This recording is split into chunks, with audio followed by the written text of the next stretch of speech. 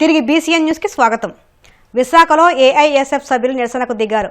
యువగళం పాదయాత్ర సమయంలో విద్యార్థులకు ఇచ్చిన హామీలను అమలు చేయాలని కోరుతూ జీవీఎంసీ ఏఐఎస్ఎఫ్ సభ్యులు ఆందోళన చేపట్టారు. డిగ్రీ, ఇంజనీరింగ్, పీజీ విద్యార్థుల కోసం పెండింగ్లో ఉన్న ఫీజు రీయింబర్స్మెంట్, వసతి దీవెన నిధులను తక్షణమే విడుదల చేయాలని నారా లోకేష్ ఇచ్చిన హామీ మేరకు జీవో నెంబర్ 77 రద్దు చేయాలని ప్రభుత్వాన్ని డిమాండ్ చేశారు. యువగళం పాదయాత్రలో ప్రైవేట్ పీజీ విద్యార్థులు శాపంగా మారినటువంటి జీవనం 70 తక్షణం రద్దు చేస్తారని చెప్పి యువగళం పాదయాత్ర లోకేష్ గారు హామీ ఇచ్చారు. హామీ ప్రకారం ఖచ్చితంగా జీవనం 70 రద్దు చేయాలని చెప్పి ఆల్ ఇండియా స్టూడెంట్ ఫెడరేషన్ మేము కోరుతా ఉన్నాం. 3,580 కోట్ల పైబడి పీజీ ఎంబీబీఎస్ స్కాలర్షిప్ బకాయిలు విడుదల చేయలేదు. లాస్ట్ గవర్నమెంట్ విద్యార్థులకి శాపంగా మారింది, విద్యార్థులు హింసకు గురి చేస్తా ఉందని చెప్పేసి యువగళం పాదయాత్రలో లోకేష్ గారు అనేక మార్లు ప్రస్తావించడం జరిగింది. తదనంతరం కూడా మేము ఈ రోజు లోకేష్ గారు ఒకటే విజ్ఞప్తి చేస్తా ఉన్నాం. అయ్యా, ఈ రోజు మీరు ఇచ్చిన హామీ ప్రకారం విద్యార్థులు, యువకులు, ప్రజలందరూ కూడా మిమ్మల్ని గెలిపించి ఈ రోజు గద్దెనెక్కించారు. కానీ ఈ రోజు అధికారులకు వచ్చిన తర్వాత మీరు లాస్ట్ గవర్నమెంట్ ఏ విధంగా వ్యవహరించిందో అదే విధంగా వ్యవహరిస్తా ఉన్నారు. ఈ విధంగా వ్యవహరిస్తే భవిష్యత్తులో మీకు కూడా భవిష్యత్తు ఉంటుందని చెప్పేసి ఈ రోజు ఏఎస్ఎఫ్ గారు మీకు ప్రశ్నిస్తా ఉన్నాం, తెలియజేస్తా ఉన్నాం. ప్రైవేట్ పీజీ కళాశాల విద్యార్థులకి ఇబ్బందిగా మన జీవనం తక్షణం రద్దు చేయాలి. 2,000 స్కాలర్షిప్ ఫీజు 3,580 కోట్లు తక్షణం విడుదల చేయాలని చెప్పి ప్రధానంగా డిమాండ్ చేస్తాను. 5 నెలల పైబడి బీసీ వెల్ఫేర్ హాస్టల్ సంబంధించి, 10 నెలల పైబడి ఎస్సీ వెల్ఫేర్ సంబంధించి మెస్బిల్ పెండింగ్ ఉన్నాయి. ఈ రోజు అన్న క్యాంటీన్ సంబంధించి మీరు 90 రూపాయలు ఇస్తామని చెప్పి చెప్పడం జరుగుతూ ఉంది.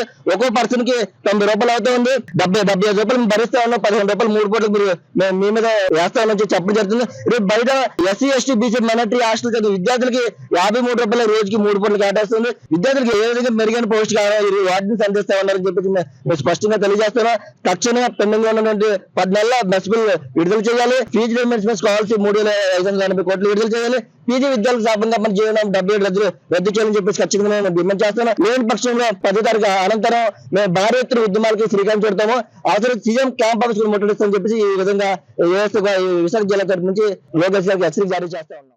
రాష్ట్ర వ్యాప్తంగా పెండింగ్లో ఉన్న ఫీజు రీయింబర్స్మెంట్ తక్షణం విడుదల చేయాలని చెప్పి, అదేవిధంగా జీవో నెంబర్ 77 పీజీ విద్యార్థులు చదువుకోవడానికి శాపంగా మారిన జీవో నెంబర్ 70 రద్దు చేయాలని చెప్పేసి రాష్ట్ర వ్యాప్తంగా కూడా ఆందోళన నిర్వహిస్తున్న ఏఎస్ఎఫ్ ఆధ్వర్యంలో ఈ సందర్భంగా విశాఖపట్నం గాంధీ విగ్రహం వద్ద ఈ ఆందోళన కార్యక్రమం నిర్వహించడం జరుగుతుంది. ఈ సందర్భంగా రాష్ట్ర ప్రభుత్వం ఒకటే అడుగుతా ఉన్నాం, అధికారంలో వచ్చింది 6 నెలలు కావస్తున్నా కూడా ఈరోజు ఫీజు రీయింబర్స్మెంట్ కానీ, వసతి గృహ బకాయిలు కావచ్చు, అన్ని కూడా విద్యార్థులకి ప్రకటనలు సోషల్ మీడియా ఒక భవిష్యత్తు ముందు ఉంటుంది, ఖచ్చితంగా మేము విడుదల చేస్తామని చెప్పి సోషల్ మీడియా ప్రకటనలు మాత్రం పరిమితం అవుతుంది తప్ప దానికి సంబంధించినటువంటి పెండింగ్ ఫీజు రీయింబర్స్మెంట్ కావచ్చు, స్కాలర్షిప్ కావచ్చు, దానికి సంబంధించినటువంటి ఎటువంటి చర్యలు కూడా ఈ రోజు రాష్ట్ర ప్రభుత్వం తీసుకోవట్లేదు. దీన్ని ఖచ్చితంగా ఏఎస్ఎఫ్ గా దీన్ని ఖండిస్తున్నాం. ఇప్పటికైనా రాష్ట్ర ప్రభుత్వం స్పందించి ఖచ్చితంగా ఏదైతే ఫీజు రీయింబర్స్మెంట్ కావచ్చు, ఫీజు ఏదైతే బకాయిలు తక్షణం విడుదల చేయాలి. ఎందుకంటే ఇప్పుడే చూస్తున్నాం చాలా మంది డిగ్రీ కావచ్చు, లేదా ఇంజనీరింగ్ కావచ్చు, అన్ని పూర్తి చేసుకుని సర్టిఫికేట్లు కాలేజ్ మేనేజ్మెంట్ ఉండిపోవడం వల్ల ఉన్నత చదువు చదువుకోవడానికి అవకాశం లేకుండా పోతుంది. ప్రభుత్వ కళాశాలలు మాత్రమే పీజీ విద్యార్థులు చదువుకునే అవకాశం ఉంటుంది. ఫీజు రీయింబర్స్మెంట్ స్కాలర్షిప్ రావడానికి అవకాశం లేదు. దీనికి శాపంగా జీవో నెంబర్ 77 ఉంది. కానీ దీన్ని కూడా తక్షణం రద్దు చేయాలని చెప్పేసి మేము ఏఎస్ఎఫ్ డిమాండ్ చేస్తున్నాం. జనవరి నెల 10వ తేదీ కల్లా ఫీజు రీయింబర్స్మెంట్ కావచ్చు, స్కాలర్షిప్ తక్షణం విడుదల చేయాలి. లేకపోతే ఖచ్చితంగా ఏఎస్ఎఫ్ అధికారులు ఖచ్చితంగా సీఎం క్యాంప్ ఆఫీస్ ముట్టడిస్తామని చెప్పి ఈ సందర్భంగా హెచ్చరిక జారీ చేస్తున్నాం. బాపట్ల జిల్లా కొరిసపాడు మండలం మేదరమెట్ల గ్రామంలో ఫ్లైఓవర్ వద్ద స్థానిక వెంచర్లో రాత్రి కొండచిలువ హల్చల్ చేసింది. గమనించిన స్థానికులు ఫారెస్ట్ అధికారులకు సమాచారం అందించడంతో వారు స్నేక్ క్యాచ్ను పంపించారు. వారు ఘటనా స్థలానికి చేరుకుని కొండచిలువను పట్టుకున్నారు.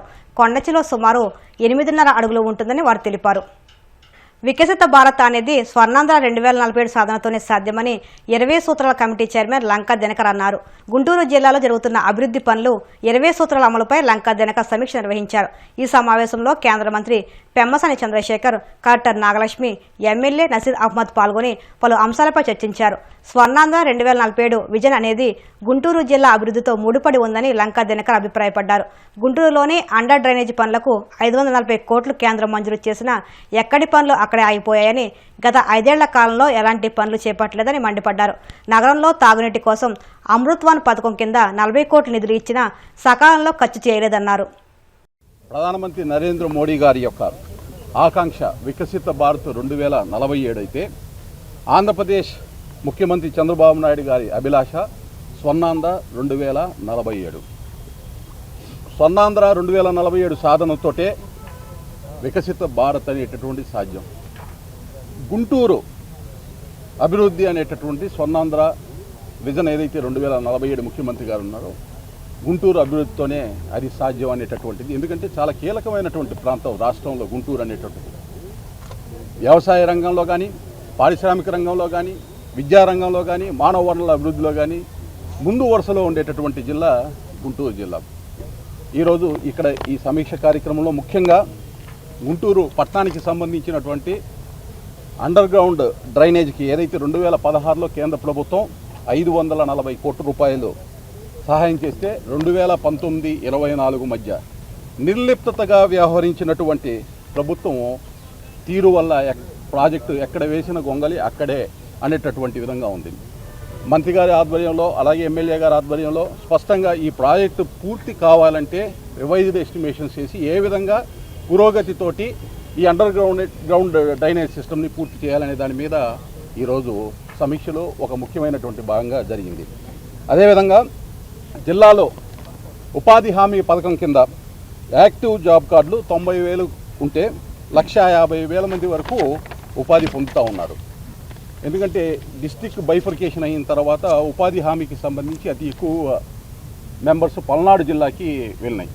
అందువల్ల ఫిగర్స్ ఇక్కడ అర్బనైజేషన్ ఎక్కువగా ఉండటం, దానివల్ల గ్రామీణ రూరల్ ప్రాంతం అనేది తగ్గటం వల్ల ఆ యొక్క కౌంట్ అనేటటువంటిది కొంచెం తక్కువగా కనపడేటటువంటి పరిస్థితి. అలాగే ఉపాధి హామీ వేతనాలతో పాటు మెటీరియల్కి సంబంధించిన వ్యయం కూడా సమానంగా అవ్వాలి.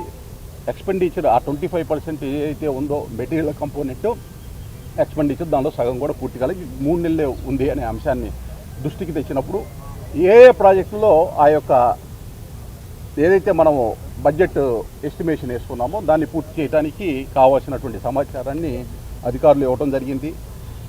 వాస్తవ ఉపాధి హామీ ద్వారా వాస్తవ ఆస్తుల కల్పనకి సంబంధించి వాటి నాణ్యతకి సంబంధించి ఆడిట్ జరగాలి. ఆ లోపాలు ఏమైనా జరిగితే వాటి మీద చర్యలు తీసుకోవాలనే అంశాన్ని కూడా అధికారుల దృష్టికి తేవడం జరిగింది. 1-2 ఇప్పుడు సోలార్ పవర్ తప్పిస్తే మిగిలిన అన్ని జల్ జీవన్ మిషన్ కానీ ఇంకోటి కానీ ఇవన్నీ ఎప్పటి నుంచో ఉన్నటువంటి పథకాలు. 14-19 మధ్య అద్భుతంగా ఇవన్నీ అమలు జరిగినాయి. గత 4-5 సంవత్సరాల్లో అమలు జరగలేదు. రెండింటికి డిఫరెన్స్ ఏంటంటే అధికారులు సేమ్, ఎక్కడైతే లీడర్షిప్ ఉండి ప్రాపర్ రివ్యూస్ కండక్ట్ చేసి ఫ్రీక్వెంట్గా వాటిని పెట్టుకొని అకౌంటబిలిటీ క్రియేట్ చేస్తారో అక్కడ మంచిగా జరుగుతూ ఉన్నాయి, అవి లేని చోట ఇబ్బందులు జరుగుతూ ఉన్నాయి. సో వారు కూడా వచ్చి ఇవి చేశారు. ఇండివిజువల్ మినిస్టర్స్ చేస్తూ ఉన్నారు, గుంటూరు పరిధిలో మేము చేస్తూ ఉన్నాం. సో ఈ విధంగా మల్టిపుల్ పీపుల్ చేయటం వల్ల డెఫినెట్గా అకౌంటబిలిటీ పెరుగుతుందని మేము ఆశిస్తూ ఉన్నాం.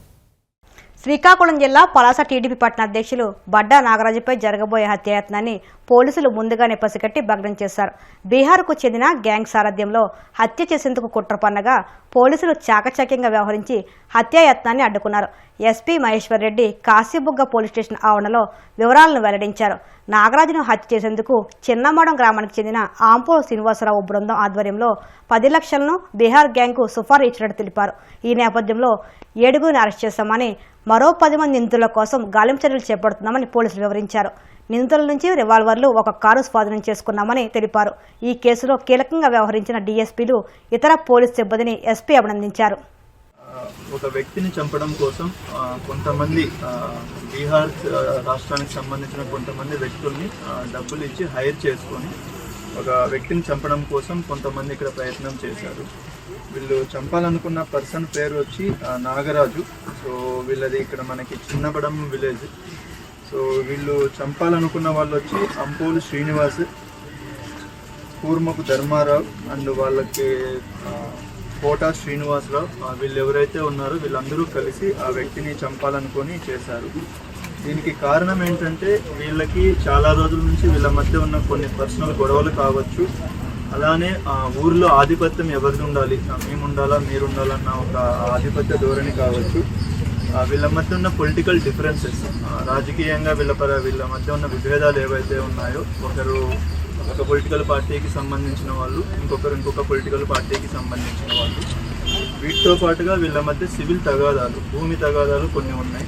వీళ్ళు కొంచెం రియల్ ఎస్టేట్ చేయడం కావచ్చు, దాంట్లో ఈ డబ్బులు సంబంధించిన గొడవలు ఏవైతే ఉన్నాయో ఆ గొడవలకు సంబంధించి కూడా వీళ్ళ మధ్య ఉన్నాయి. సో వీళ్ళు ఏంటంటే డైరెక్ట్గా వీళ్ళు కాకుండా బయట నుంచి ఒక టీముని తీసుకొని వచ్చి వీళ్ళని చంపి దానికి సాక్ష్యాధారాలు లేకుండా చేసి అది ఎవరు చంపారో తెలియకుండా ఉండాలి అన్నట్లు వీళ్ళు ప్లానింగ్ చేశారు. సో అలా ప్లాన్ చేసి అలా చంపిన తర్వాత మనకి ఏదైనా ఒక శాంతి భద్రతల సమస్యలాగా ఇది చేయాలన్నది ఒక మోటివ్ అన్నది వీళ్ళకి కనిపిస్తుంది. సో వీళ్ళు మొత్తంగా మనకి బీహార్కి సంబంధించి ఇప్పుడు మనకి 3 దొరికారు.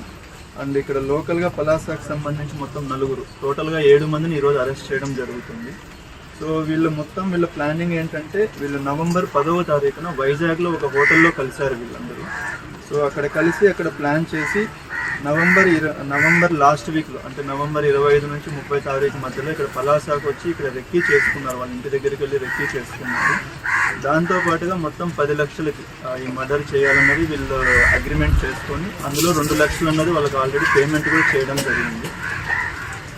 దాని తర్వాత వీళ్ళకి వెపన్స్ అనేది మనకి మొత్తం బయట నుంచి తీసుకొని వచ్చి మొత్తం 2 పిస్టల్స్, ఒక తపంచ అండ్ 45 రౌండ్స్ ఇవన్నీ వీళ్ళకు తీసుకొని వచ్చారు. బయట నుంచి తీసుకొని వచ్చి డిసెంబర్ 10 నుంచి రెక్కీ చేయడం అనేది ఇక్కడ జరుగుతోంది. సో మనకున్న స్పెసిఫిక్ ఇన్ఫర్మేషన్ ప్రకారం వీళ్ళు ఎప్పుడైతే అక్కడ వాళ్ళని చంపడానికి ప్రయత్నం చేస్తూ ఉన్నారో ఆ టైంలో వెళ్ళి మనం పట్టుకోవడం జరిగింది. ఈ ప్రాసెస్లో మనకి మొత్తం 2 పిస్టల్స్ని, ఒక తపంచాని, తర్వాత అమ్యునిషన్ అంటే 45 రౌండ్స్ బుల్లెట్స్ని, తర్వాత 3 బైక్స్ని, ఒక కార్ని అండ్ 9 మొబైల్ ఫోన్స్ని అండ్ రిమైనింగ్ థింగ్స్ని కూడా మనం సీజ్ చేయడం జరిగింది. సో వీళ్ళు బైక్స్ కూడా ఏం చేశారంటే ఇక్కడ లోకల్గా ఒరిజినల్ బైక్స్ కాకుండా దొంగలించబడిన బైక్స్ ఏవైతే ఉంటాయో, ఒక బైక్ వచ్చి మహారాష్ట్ర పూణే నుంచి తీసుకొని వచ్చారు. దీనిపైన మనకి పూణే డిస్టిక్లో మహారాష్ట్రలో ఆల్రెడీ అక్కడ ఈ బైక్ దొంగతనం చేయబడిందని చెప్పి కేసు కూడా రిజిస్టర్ అయి ఉంది అక్కడ. దాంతోపాటుగా ఇక్కడ మనకి లోకల్గా కంచిలీ లిమిట్స్లో ఒకటి రెంట్కి తీసుకున్నారు ఒక పర్సన్. ఇంకొక బైక్ వచ్చి 3వ బైక్ వచ్చి కూడా దొంగలించబడిన బైక్. అది ఎవరిది ఏంటనేది మనం ఇంకా ఐడెంటిఫై చేయలేదు. అది కూడా చేయడం అనేది జరుగుతుంది. వార్తలు ముగించే ముందు ముఖ్యాంశాలు మరొక్కసారి. మేము ఎలాంటి కక్ష సాధింపు చర్యలకు పాల్పడడం లేదన్న మంత్రి అచ్చెన్నాయుడు. అభివృద్ధే లక్ష్యంగా పాలన సాగిస్తున్నామని స్పష్టం.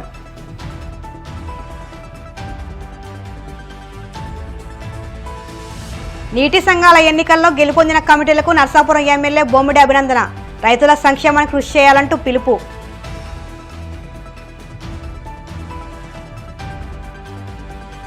రాజమండ్రి ఎయిర్పోర్ట్లో రాజ్యసభ సభ్యులు సానా సతీష్కు సాదర స్వాగతం. కాకినాడ వరకు భారీ ర్యాలీగా ఊరేగింపు.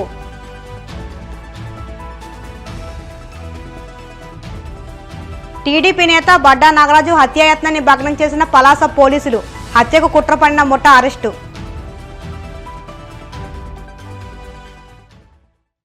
ఈ వార్తలు ఇంతటితో సమాప్తం. మరిన్ని వార్తల కోసం BCN digital YouTube channel, Facebook పేజీని ఫాలో అవ్వండి. అప్డేట్ వార్తల కోసం ప్లీజ్ సబ్స్క్రైబ్.